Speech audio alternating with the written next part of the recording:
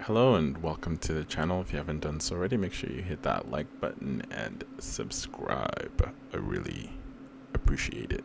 So the Game Awards was today. They announced, some world premieres. Honestly, that's the only reason I watch the Game Awards. It's not for the awards themselves, just for the world premieres that we can expect into the future. And one of them is the Naughty Dog game that's coming out. I don't know if this is coming out next year or 2026. Probably 2026. Um, anyway, you play as a bounty hunter. Um, but I'd still give them a chance. Naughty Dog games have always been story driven, and they're exciting. They're fun. I enjoyed The Last of Us. I enjoyed The Last of Us Part Two. So I'll definitely give this one a chance when this one comes out. But we're gonna go into the list of all the games that were announced. I just been watching trailers of the different games that were announced during this event.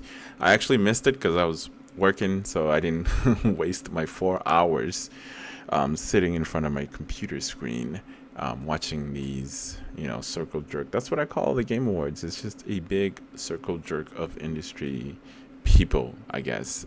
The Game Awards is not for gamers. It's just for um, people that are in the industry to just,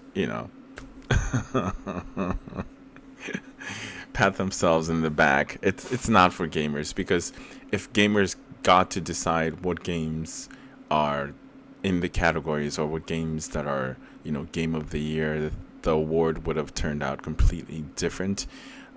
It's just that the gamer votes are extremely small portion of it compared to the industry. So everybody that's in the industry, whether you're a journalist or whatever, those people have higher voting power on who gets to win that coveted trophy of Game of the Year. So this year, the Game of the Year is Astrobot, which I have no problem with. I thought, there was other games that should have been mentioned within that same category, like Warhammer should have been nominated as part of the Game of the Year. Stellar Blade should have been nominated. They got a card game there as a game that's nominated for Game of the Year. Are you fucking kidding me? Jesus.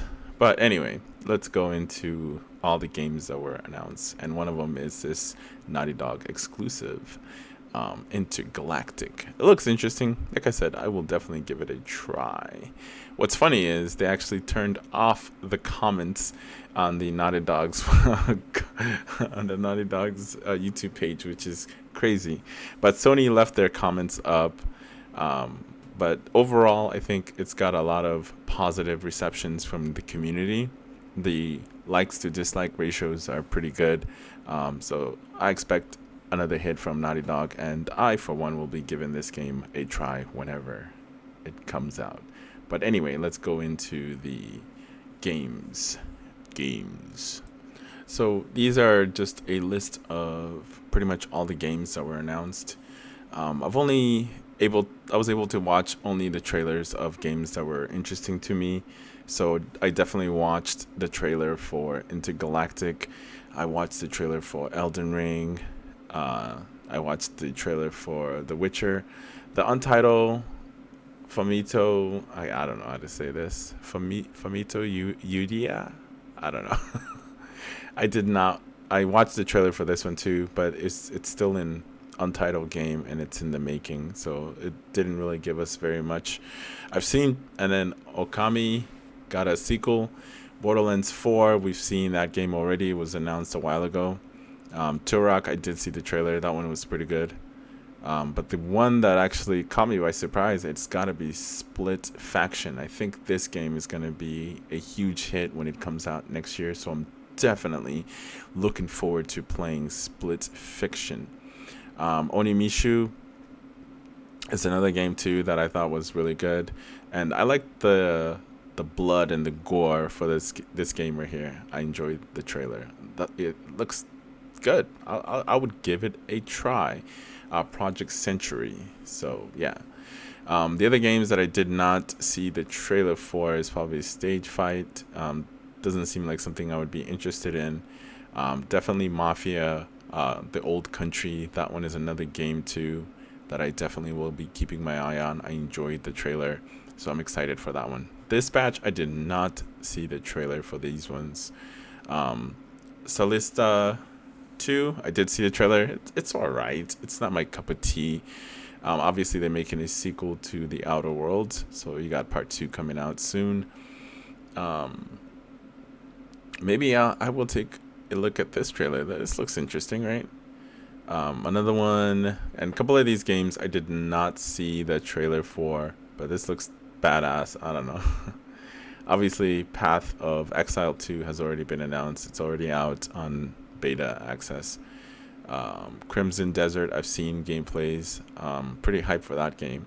Steel Hunters, I just downloaded the beta, so I've been playing that one. It seems pretty slow, but it's a multiplayer game, so we'll see what happens with that. Of course, Helldivers got another DLC. But anyway, let's go down the list. You have Dying Light, The Beast, and The Haunt 1896. And of course, to round it all out, you have Dave. But the games that I'm looking forward to is definitely going to be, Intergalactic. That's going to be my number one. Most forward, well, besides Grand Theft Auto 6. Turok, definitely. But my most anticipated, because I know the release date for it, is definitely going to be Split Faction. That game just looks good. So here it is, Split Faction, EA original. So it's the same guys that made It Takes Two and a Way Out. Those 2-player split screen games. I mean, yes, we need more of this, because I feel like those days are kind of like becoming a thing of a past. And of course, the good thing about this game is you're also going to be getting all you need is just one version of the game, and then you can share with a friend. So all you need is just one copy of the game, which is dope. So I'm glad that Hazelight is doing that. The overall game, the looks, the graphics, the acting, the level design is just awesome.